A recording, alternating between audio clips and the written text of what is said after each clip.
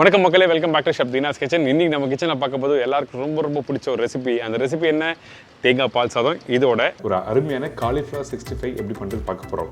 ஏங்கிட்டனா இந்த மாதிரி தேங்காய் பால் சாதத்துக்கு இந்த மாதிரி ஃப்ரை பண்ண ஒரு ரெசிபி இருந்தால் ரொம்ப நல்லாயிருக்கும் சாப்பிட்றதுக்கு. இப்போ நம்ம ஃபஸ்ட்டு பார்க்க போகிறது தேங்காய் பால் சாதத்துக்கு தேவையான பொருட்கள். ஃபஸ்ட்டு பார்த்தலாமா? பாஸ்மதி ரைஸ் 250 கிராம், தேங்காய் 4லேருந்து 5 பத்தை, மீடியம் சைஸ் வெங்காயம் 3 நம்பர், மீடியம் சைஸ் தக்காளி 2 நம்பர், பச்சை மிளகாய் 3லேருந்து 4 நம்பர், இஞ்சி பூண்டு பேஸ்ட் 1 டேபிள் ஸ்பூன், சோம்பு 1/2 டீஸ்பூன், முழுகர் மசாலா தாளிப்புக்கு தேவையான அளவு, கொத்தமல்லி கார்னிஷுக்கு தேவையான அளவு, உப்பு டு டேஸ்ட், ஆயில் சமைக்கிறதுக்கு தேவையான அளவு. இதாங்க இந்த ரெசிபிக்கு தேவையான பொருட்கள். இந்த தேங்காய் பால் சாதம் பண்ணுறதுக்கு நம்ம என்ன பண்ணுறோன்னா ஃபஸ்ட்டு தேங்காய் பால் எடுக்க போகிறோம். அதனால் நான் சொன்ன குவான்டிட்டி தேங்காவை ரஃபாக கட் பண்ணிவிட்டு வாஷ் பண்ணுறேங்க.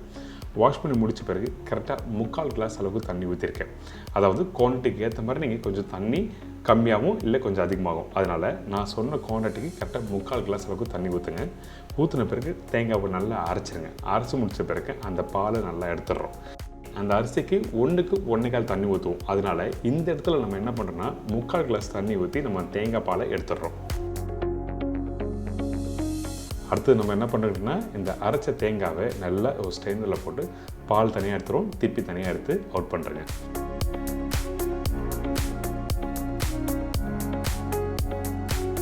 இதுக்கு பிறகு குக்கரில் தேவையான அளவுக்கு எண்ணெய் ஊற்றுறோம்.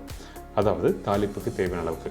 இந்த ரெசிபி 2 விதமாக பண்ணலாம். அதாவது வெங்காயம், பட்டை, லவங்கம், ஏலக்காய் எல்லாத்தையும் போட்டுட்டு நீங்கள் தண்ணி ஊற்றிட்டு அரிசியை போட்டு பண்ணலாம். அப்படி இல்லைன்னா இந்த மாதிரி மெத்தட்லையும் பண்ணலாம். தேவையான அளவுக்கு எண்ணெய் ஊற்றிருக்கோம் பார்த்தீங்களா? அந்த எண்ணெய் சூடான உடனே பட்டை, லவங்கம், ஏலக்காய், பிரிஞ்சி எல்லாம் போட்டிருக்கோம். கொஞ்சம் நல்லா பொரிஞ்சு வர டைமில் சோம்பு போடுங்க. சோம்பு போட்ட பிறகு நம்ம என்ன பண்ணுறோம், கட் பண்ணி வச்சுருக்க வெங்காயம். பர்டிகுலராக வெங்காயம் நான் எந்த மாதிரி கட் பண்ணியிருக்கேன் கேட்டிங்கன்னா, நீங்கள் வீட்டில் தயிர் பச்சரிக்கை கட் பண்ணி பார்த்தீங்களா, அதாவது 1/2 கட் பண்ணி ஸ்லைஸ் பண்ணி போடுங்க பார்த்தீங்களா, அந்த மாதிரி தான் கட் பண்ணி போட்டிருக்கேன். இதுக்கு பிறகு காரத்துக்கு ஏற்ற மாதிரி ஒரு 3லேருந்து 4 பச்சை மிளகாய் போடலாம். உங்களுக்கு காரம் அதிகமாக வேணால் இன்னும் 2 பச்சை மிளகாய் சேர்த்துக்கலாம். இதான் விஷயம், வேறு எதுவுமே இல்லை. இப்போது இந்த வெங்காயம் வதங்குற பக்குவம் என்ன கேட்டிங்கன்னா, கரெக்டாக ஒரு 30 to 40% அளவுக்கு வதங்கினா மட்டுமே போதும். இதுக்கு பிறகு அரைச்சி வச்சுருக்க இஞ்சி பூண்டு பேஸ்ட் போட்டிருக்கோம்.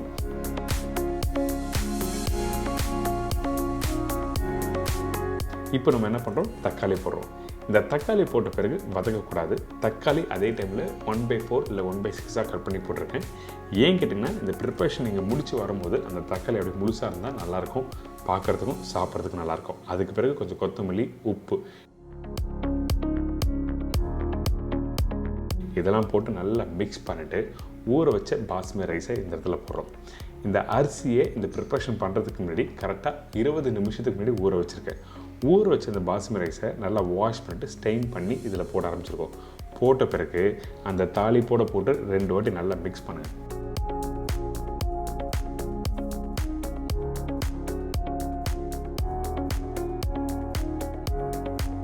இப்போ நம்ம என்ன பண்ணுறோம், இந்த இடத்துல அந்த தேங்காய் பால் ஊற்ற போகிறோம். அதே டைமில் தண்ணி ஊற்றுறோம். இந்த இடத்துல எவ்வளோ தேங்காய் பால் யூஸ் பண்ணுறேன், 3/4 கிளாஸ் அளவுக்கு ரெடி பண்ணி வச்சுருக்கேன் தேங்காய் பால். அதுக்கு பிறகு 1/2 டம்ளர் தண்ணி.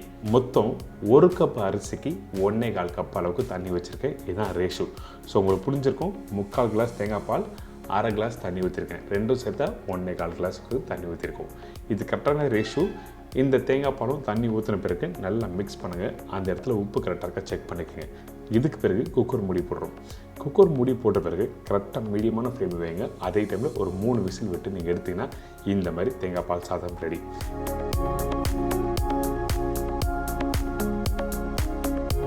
தேங்காய் பால் சாதம் நல்லா உதிரியாக எப்படி பண்ணுறது சொல்லி கொடுத்துருக்கேன். கண்டிப்பாக ட்ரை பண்ணி பாருங்கள். அது மட்டும் இல்லை, இந்த தேங்காய் பால் சாதம் அந்த மசாலாவோடு போட்டு மிக்ஸ் பண்ணி அதுக்கப்புறம் தண்ணி ஊற்றிருக்கேன். அப்படி பண்ணும்போது எனக்குன்னா இன்னும் டேஸ்ட் நல்லாயிருக்கும். அதே டைமில் அந்த மாய்ஸ்டர் இருக்கும். அந்த ஈரப்பதம் இருந்தால் மட்டும்தான் உங்களுக்கு சாப்பிடும்போது நல்லாயிருக்கும். கொஞ்சம் ட்ரை ஆகிடுச்சுன்னா சாப்பிட்றதுக்கு நல்லா இருக்காது. அதனால தான் இந்த மெத்தடில் கொடுத்துருக்கேன். ட்ரை பண்ணி பாருங்கள். ஒரு அருமையான ஸ்டைலில் நல்லா உதிரியாக தேங்காய் பால் சாதம் எப்படி பண்ணுறது எல்லாம் தெரிஞ்சிருக்கும். இதோட அந்த காலிஃப்ளவர் 65 எப்படி பண்ணுறது பார்க்க போகிறோம். இப்போ இந்த ரெசிபிக்கு தேவையான பொருட்கள் ஃபஸ்ட்டு பார்த்தலாமா? காலிஃப்ளவர் 1 நம்பர், கடலை மாவு 3 டேபிள் ஸ்பூன், அரிசி மாவு 1 டேபிள் ஸ்பூன், இஞ்சி பூண்டு பேஸ்ட் 1 டேபிள் ஸ்பூன், இடித்த பூண்டு 10 பல், சோம்பு பவுடர் 1/4 டீஸ்பூன், மஞ்சத்தூள் 1/4 teaspoon, Kashmiri chilli powder 2 table spoon, தனியா பவுடர் 2 டேபிள் ஸ்பூன், கருவேப்பிலை சிறிதளவு, கொத்தமல்லி தேவையான அளவு, எலுமிச்சை பழம் 1 நம்பர், உப்பு தேவையான அளவு, ஆயில் ஃப்ரை பண்ணுறதுக்கு தேவையான அளவு. இதாங்க இந்த ரெசிபிக்கு தேவையான பொருட்கள். ஃபஸ்ட்டு நம்ம என்ன பண்ணுறோம் கேட்டிங்கன்னா, இந்த காலிஃப்ளவரை க்ளீன் பண்ண போகிறோம். அதனால் ஒரு பெரிய பவுலில் சுடு தண்ணி ஊற்றுறோம். கொஞ்சம் வெதுன்னு இருக்க தண்ணியை எடுத்து இந்த மாதிரி பவுலில் போடுங்க. அதுக்கு பிறகு மஞ்சத்தூள். இந்த மஞ்சத்தூள் போட்ட உடனே கொஞ்சம் உப்பு போடுறோம். இதெல்லாம் போட்ட பிறகு நல்லா மிக்ஸ் பண்ணுங்கள். மிக்ஸ் பண்ணிவிட்டு அதுக்கு பிறகு கட் பண்ணி வச்சுருக்கேன் இந்த காலிஃப்ளவரை வெறும் பச்சை தண்ணியில் வாஷ் பண்ணிவிட்டு அதுக்கப்புறம் இந்த இடத்துல யூஸ் பண்ணலாம். ஒன்றும் தவறு எதுவுமே இல்லை. எதுக்காக இந்த மாதிரி பண்ணுறோன்னு கேட்டிங்கன்னா, இந்த மாதிரி பண்ணும்போது அந்த காலிஃப்ளவரில் பூச்சி எதுனா இருந்ததுன்னா கண்டிப்பாக வெளியே வந்துடும். அதே டைமில் நல்லா க்ளீன் பண்ணிவிட்டு அதுக்கப்புறம் அடுத்த ஸ்டேஜ் நீங்கள் போகலாம். அதே டைமில் இந்த தண்ணியில் போட்ட பிறகு குறைஞ்சபட்சம் ஒரு 10லேருந்து 15 நிமிஷம் அப்படியே இருக்கட்டும். அதுக்கு பிறகு எடுத்திங்கன்னா இந்த மாதிரி இருக்கும். இப்போ நம்ம என்ன பண்ணுறோம், மேரினேஷன் பண்ண போகிறோம். அடுத்தது இன்னொரு பவுலில் கடலை மாவு போட்டிருக்கேன். நான் சொன்ன ரேஷியோவில் கடலை மாவு நீங்கள் கரெக்டாக போடுங்க. அதுக்கப்புறம் அரிசி மாவு. கடலை மாவு எதுக்காக யூஸ் பண்ணுறேன் கேட்டிங்கன்னா, பைண்டிங் ஏஜென்ட். அரிசி மாவு கொஞ்சம் கிறிஸ்பியாக ஆகிறதுக்காக யூஸ் பண்ணுறோம். இதுக்கு பிறகு மஞ்சத்தூள், அதே டைமில் Kashmiri chilli powder 2 table spoon use பண்ணியிருக்கேன். காஷ்மீரி சில்லி பவுடர் நீங்கள் யூஸ் பண்ணும்போது கலர் நல்லா எடுத்து கொடுக்கும். அதனால தான் காஷ்மீரி சில்லி பவுடர் யூஸ் பண்ணணும்னு சொல்கிறேன். இதுக்கு பிறகு தனியா பவுடர். இந்த இடத்துல சில்லி பவுடர் அதிகமாக இருக்கும், தனியா பவுடர் கம்மியாக போட்டிருப்பேன். அதே டைமில் உப்பு தேவையான அளவுக்கு போட்டுருங்க. இஞ்சி பூண்டு பேஸ்ட். இந்த இஞ்சி பூண்டு பேஸ்ட்டு இஞ்சி பூண்டு ஒரே அளவாக அரைச்சி இதில் யூஸ் பண்ணலாம். இதுக்கப்புறம் பொடிசாக கட் பண்ணி வச்சுருக்க கொத்தமல்லி, சோம்பு பவுடர், இடித்த பூண்டு எதுக்காக இந்த மாதிரி போடுறோங்கன்னா, ஃப்ரை பண்ணி எடுக்கும்போது உங்களுக்கு நல்லாயிருக்கும் சாப்பிட்றதுக்கு. அதே டைமில் கொஞ்சம் கருவேப்பிலை எடுத்து நல்லா இனிக்கி போடுங்க. அதுக்கு பிறகு புளிப்புத்தன்மைக்காக இந்த எலுமிச்சை பழம் 1 பழம் யூஸ் பண்ணியிருக்கேன். புளிப்புத்தன்மை ஏற்ற மாதிரி நீங்கள் யூஸ் பண்ணிக்கலாம். அதுக்கு பிறகு நம்ம என்ன பண்ணுறோம், கொஞ்சமாக தண்ணி ஊற்றி நல்லா மிக்ஸ் பண்ண ஆரம்பிங்க. இந்த இடத்துல தண்ணி ஊற்றி மிக்ஸ் பண்ணும்போது மசாலா கரெக்டான பக்குவத்தில் மிக்ஸ் பண்ணிக்கணும். ரொம்ப கெட்டியாக இருந்தாலும் அந்த காலிஃப்ளவர் போட்டு மிக்ஸ் பண்ணும்போது கரெக்டான டெக்ஸ்சர் கொடுக்காது. அதே டைமில் லூஸாகவும் இருக்கக்கூடாது. இப்போ இந்த மசாலா ரெடி ஆகிடுச்சா? இந்த மசாலா இன்கேஸ் கொஞ்சம் அதிகமாக இருக்குன்னா அந்த டைமில் கொஞ்சம் எடுத்து ஒரு டப்பாவில் போட்டு ஃப்ரிட்ஜில் வச்சுட்டிங்கன்னா ஒரு 2 நாள் கழிச்சிடும் நீங்கள் யூஸ் பண்ணலாம். ஒன்றுமே ஆகாது. இப்போ நம்ம என்ன பண்ணுறோம், ஏற்கனவே க்ளீன் பண்ணி வச்சுருக்க அந்த காலிஃப்ளவரை இதில் போட்டு மிக்ஸ் பண்ணுறோம். காலிஃப்ளவர் சில பேர் வேக வச்சு போடுவாங்க. அப்படி போட்டிங்கன்னா கண்டிப்பாக என்ன ஆகுதுன்னா, நீங்கள் ஃப்ரை பண்ணி எடுக்கும்போது கிறிஸ்பியாக இருக்கும். ஆனால் அடுத்த 5 நிமிஷத்துலேயே சாகி ஆகிடும். ஸோ நீங்கள் அதனால் இந்த மாதிரி ஃப்ரெஷ்ஷாக கட் பண்ணி க்ளீன் பண்ணி போடும்போது உங்களுக்கு நல்லா கிறிஸ்பியாகவே கிடைக்கும் ஃப்ரை பண்ணி முடித்த பிறகு.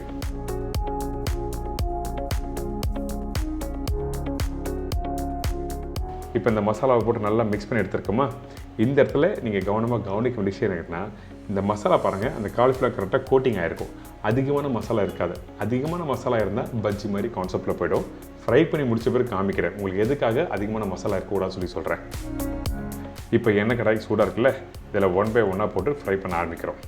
எண்ணெய் கடாயில் ஃப்ரை பண்ணும்போது முக்கியமாக கவனிக்க வேண்டிய விஷயம் என்ன, காலிஃப்ளவர் இந்த மாதிரி எண்ணெய் கடாயில் போட்ட உடனே மசாலா தனியாக பிரிஞ்சு வரக்கூடாது. அப்படி பிரிஞ்சு போனால் நீங்கள் போட்ட மேரினேஷன் தப்பு. அதனால் கரெக்டாக ஃபஸ்ட்டு ஒரு பீஸ் போட்டு பாருங்கள், மசாலா அந்த காலிஃப்ளவரோட ஒட்டுதா அப்படி சொல்லி செக் பண்ணிட்டு அதுக்கப்புறம் ஃப்ரை பண்ண ஆரம்பிக்கலாம்.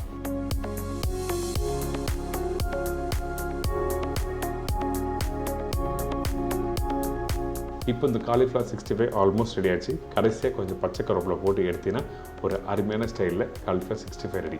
நல்ல கிறிஸ்பியாக முறுமுறுன்னு சூடாக சாப்பிட்டோன்னா அந்த அளவுக்கு சூப்பராக இருக்கும்.